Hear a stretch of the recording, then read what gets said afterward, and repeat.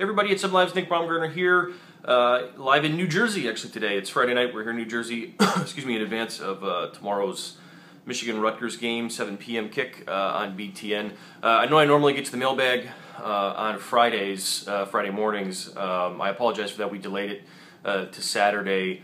A little busy, I guess, as most of you probably understand, but I wanted to do it anyway, and this week's is just going to be a little bit different because every question I got, just about without fail, had to do with this week's situation, it was either a Dave Brandon question, a Brady Hoke question, a Shane Morris question, what is going to happen with all these guys, and sort of what happened, and that's kind of what I've been asked, and so that's what we'll talk about here on the mailbag. So again, these came in from all over the place, and that's just what we're going to do. It's the easiest way to round it up. So I don't want to say it, I don't want to write it 15 times.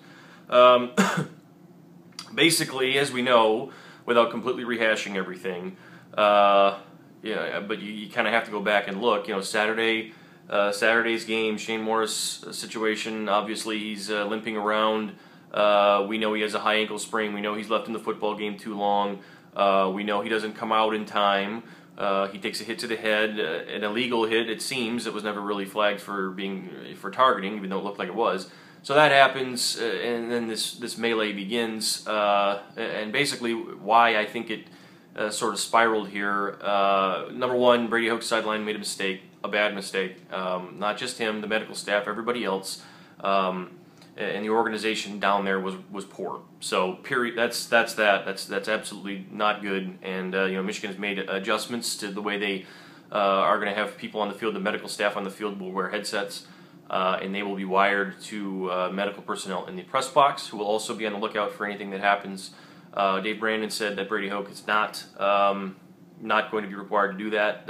He says Brady Hoke's required to coach the football team and not diagnose injuries. So that's that, and that's one of the few sideline deals that are going to change going forward.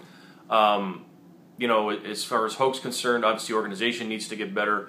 For him, I mean, he needs to just be. They need to be better on the sideline in general. I think they need to be more organized as a football team. I think they need to be more organized with their game plans, with everything. This all came back down to a basic fundamental lack of organization from anyone involved to make decisions in real time and in the moment, and that's a problem. So that was an issue. The other issue, I spoke with Dave Brandon, as many people did yesterday, for about 20 minutes, and he kind of explained himself a little bit, or tried to.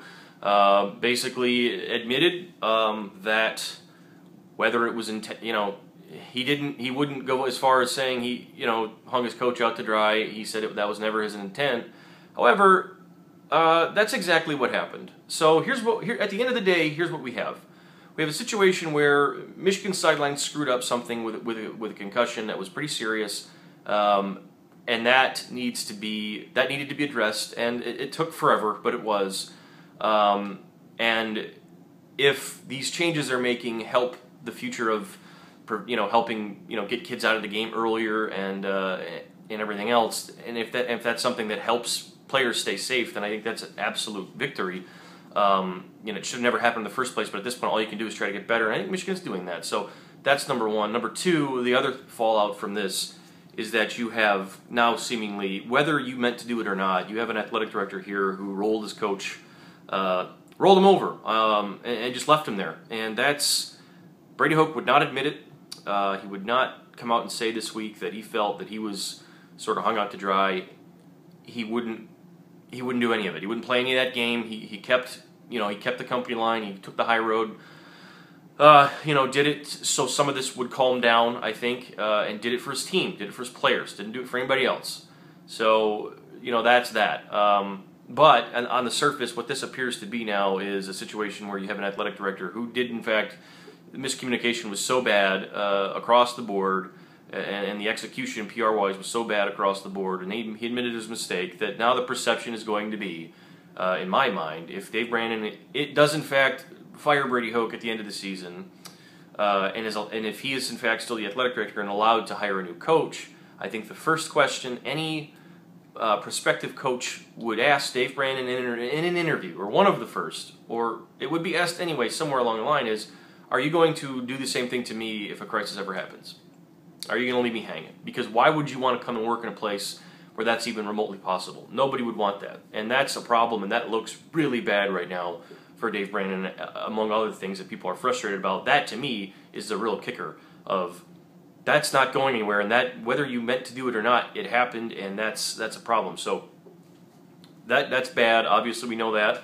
As far as Brady Hoke's future, Dave Brandon is still the AD. He said yesterday Brady is the coach for the rest of the season, and seemed pretty comfortable in saying that he was the coach for the rest of the season no matter what. And I got to think, I think Mark Schlissel, the president of the university, is going to look into how Michigan handled this, and barring him finding some egregious, terrible error somewhere, I got to think Brady Hoke's allowed to string this thing out.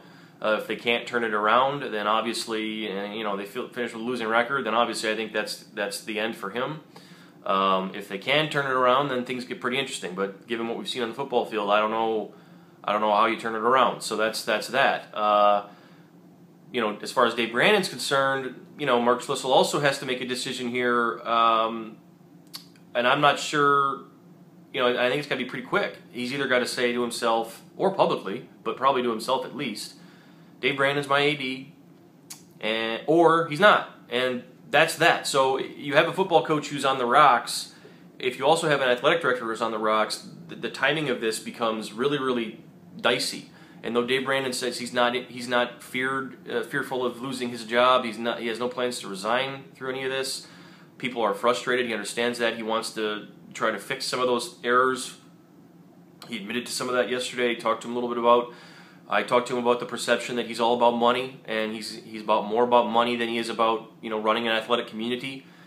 He would not deny that money and financial aspects are a huge part of his job, and I understand that. He's got to raise money. He's got to put money in the bank account there to build these facilities, pay these coaches, and give these kids the best they can possibly get. However, at the same time, really at the end of the day, when he says that, and he's ignoring the you paid money to write "Go Blue" over the top of Spartan Stadium. You put a giant scoreboard on stadium there outside of Chrysler that the entire city couldn't stand.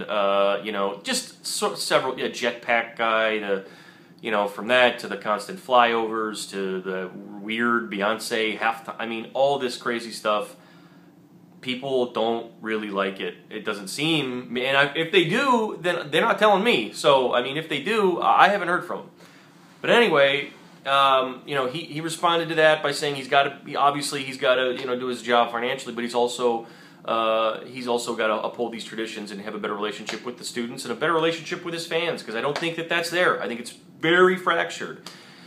And if you're the president, ultimately you're looking at that, and you're looking at the situation of, if we have to fire a football coach, is this guy I want hiring the new one? These guys are linked, okay? In my mind, they ran and hired Brady Hoke. He fired Rich Rodriguez after 3 years and then identified Hoke as his next coach.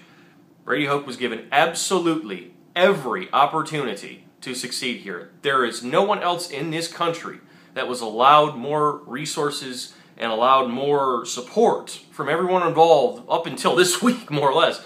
No one got more than Brady Hoke. And this is year 4, and they are bottoming out. So if Brady Hoke's a failure, Dave Brandon's a failure. And in this instance, and that's what Mark Schlissel has to look at, and that's what he has to decide. So when they go forward and play this thing out, and if Michigan's continuing to struggle, and it looks like Brady Hoke's basically a dead man walking here, at that point, sooner than later, you have to decide as a president and a board of president would have to go to the regents, obviously, and have this.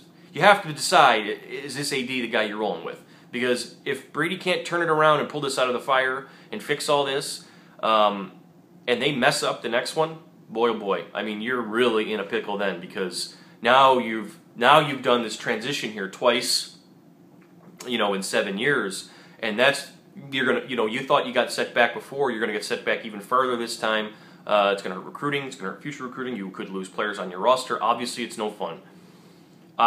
So yeah, I mean, if Dave Brandon's your AD and Brady Hoke's not the coach anymore, who's Dave Brandon gonna be able to get? If he's not your AD, when do you remove him and bring someone else in, and how fast can you do that? Is Brady then, in that sense, if a new guy comes in, is Brady given more time despite the record?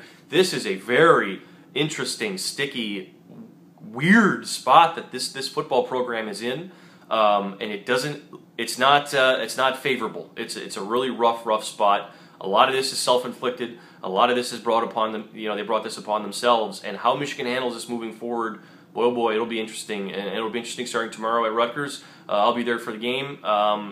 Brendan will be manning the live chat back in Ann Arbor. And I'll come back and do a little recap video from the game, and then we'll move forward from there. So appreciate everyone, appreciate all the questions, and again, I'm sorry if I didn't get to any other ones. I didn't see any other ones. It was all about this, so I just decided this is what we're going to do. So in any event, thanks for watching, and we will talk to you later.